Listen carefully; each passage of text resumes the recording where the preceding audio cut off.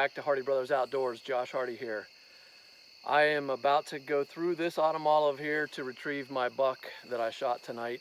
I got out at about 5:30 and decided I was just going to hunt from the ground tonight. Didn't have time to put my stand up. I usually use a lone wolf climber, and I've never shot a deer, buck or doe, from the ground, and that's something that I want to do, and wanted to do because I did it tonight.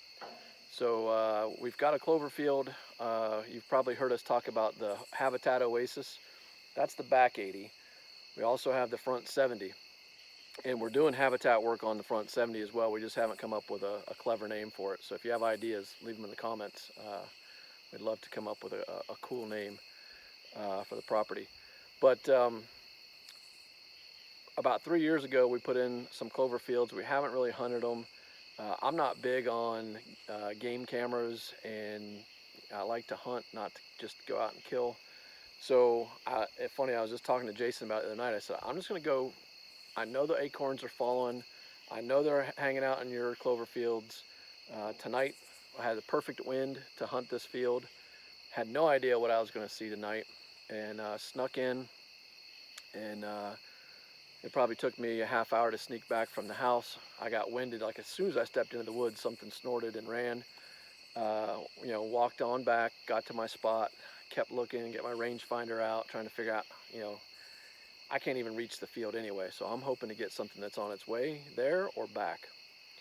And I was sitting there, I hit my grunt, just one little locator grunt, and from behind me over the hill came a doe. I'm gonna call it the three-legged doe because it had one leg up and it was basically 3 legs, and a fawn with it. And they started circling behind me with a south wind, so the wind was going right towards them. And I just stayed close to a tree, kind of hunkered in, and then got down real low so that when they passed by the brush behind me, they were probably 25-30 yards behind me, and I was just hoping they'd leave. I looked up, there was a deer, and I could tell it was big body out in the clover field. So I just stayed there. I had my binoculars out. I don't know if you saw my recent video, but my new binoculars, my Vortex, awesome. But there were so many leaves on the trees, I couldn't quite tell how big this deer was. I kept seeing antlers, and I'm like, that's a pretty good sized deer. Couldn't count them, couldn't tell for sure. I never could get the full rack. He'd put his head up, I could see it was outside his ears.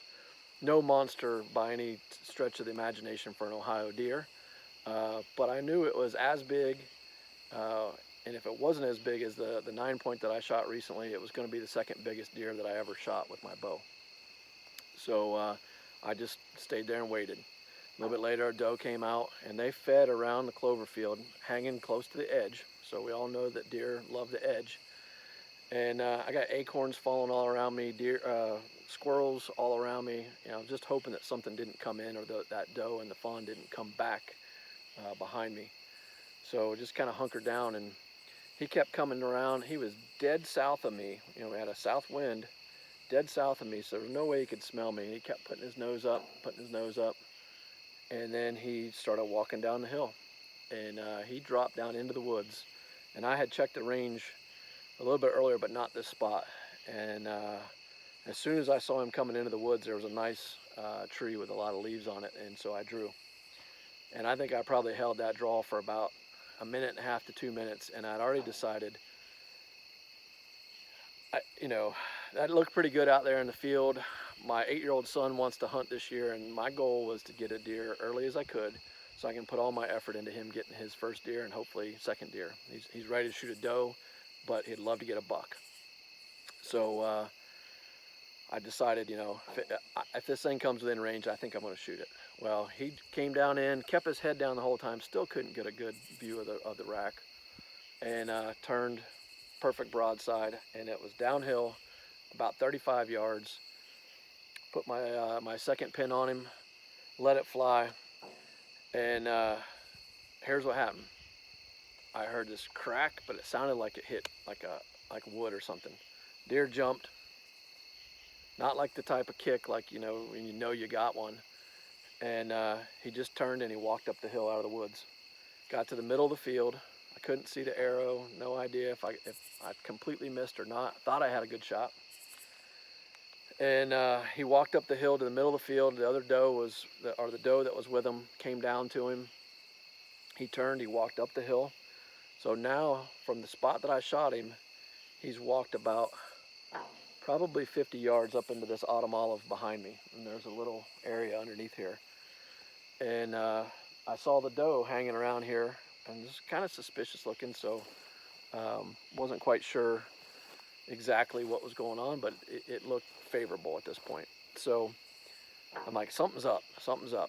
And next thing you know, that doe gets a little kind of squirrely, starts to, I'm trying to get the light from blinding me here. I can get some better light here. I couldn't see the buck anymore. I know, I'm like, okay, he must have crossed the fence, you know, that goes over to the oasis. And the doe kept hanging around, and then finally she just kind of scooted off down the fence line. I sat for an hour. I wasn't sure if I got him or not. And I mean, the behavior was just strange. You know, I've seen him trot off. I've seen him kind of do the kick and all that kind of stuff. Just kind of walked off. So right before dark, I decided, you know what, I don't want a chance even seeing another one and thinking, you know, should I shoot that one? Because I don't know if I hit the other. I'm going to go find out. So got down, walked out into the field, or walked down to the bottom of the hill, couldn't find my arrow. Walked out into the field, couldn't find any blood. Walked up here to the autumn olive, and I start seeing bright red blood. No air in it, no bubbles in it, no other colors, just bright red blood. So I thought, well, I better go back and get a good light before I go into this thick stuff behind me, and you know, go let some folks know that I got it. Come back out. Normally I'd have my brother here, Jason, to help me track it, or my buddy Troy. I wish, you know, either one of those guys could have been here to help me out tonight, but or, you know, also to part of the excitement. So anyway, went and got the side-by-side, came back with some flashlights, started at the blood that I could find, tried to go back to see if I could find my arrow and you know, figure out how much blood I had. Never found the arrow. Still circled back uphill, followed the blood line right into the woods, or into the autumn olive here, across the fence. Pretty good steady flow of blood, and it turned and started downhill, and I thought, okay, that's a good sign. Downhill's good. And it was 20 yards from where it crossed the fence. So never once broke into a run, trot, or anything. So I got the John Deere, so I went back, found him, made sure he was dead. So when we go see him, he's down for sure. Looks like I got a perfect, I think I might have got a heart shot. We're gonna wait till I open him up to know for sure. But I got him right underneath the armpit, and he was down low, 35 yards downhill from me. I was on the ground, and it looks like the entry or the exit came out higher. So I don't know if it hit and came out, but I mean, it's low in the breast. So I think I might have gotten heart and only heart, but I don't know. And I don't know why there's not blood back there. Maybe the arrow had to work to hit the heart. I don't know. So we'll find out when we open him up. So stick around, and I'll show you what he looks like. So we're going to follow a little bit of the blood trail here.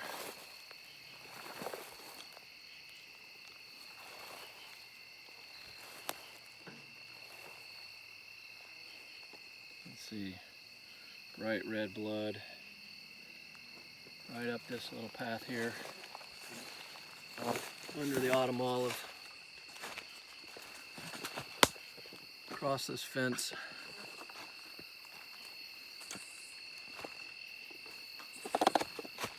And the blood kind of takes a little turn downhill.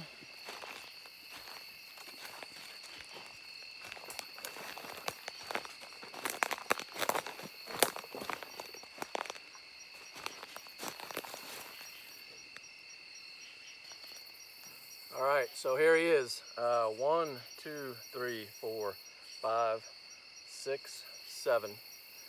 We definitely have much bigger bucks than this on the property. But I'm happy to get this one from the ground with my bow, 35 yards. I believe it's a nice heart shot. and he only went about 50 yards before he laid down. Now I can focus my time on getting Dylan his first buck or first deer, and then if we can get a buck for him too, even better. So pretty excited. Thanks for stopping by. If you haven't checked out our if you haven't checked out our habitat management videos, check those out. If you like John Deere tractors, we got a ton of videos on that. But we're also starting some hunting product videos, things that we like to use, what we have in our pack, and we also do some sawmilling. So we got anything that's outdoors, and we like to say outdoors is always in season. Thanks for watching. Hit that like and subscribe, and come back and see us. Thanks a lot.